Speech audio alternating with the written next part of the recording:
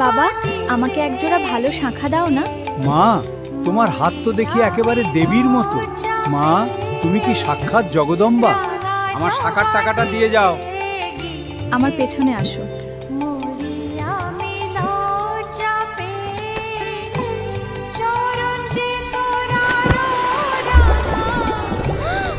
ঠাকুরমশাই, সর্বনাশ হয়েছে, তাড়াতাড়ি আসুন।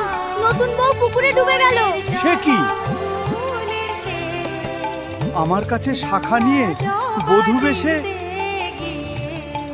বউটি তাহলে কে ছিল?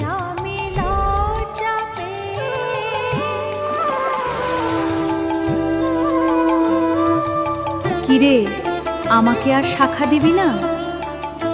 মা, তোমাকে আমি চিনতে পারিনি।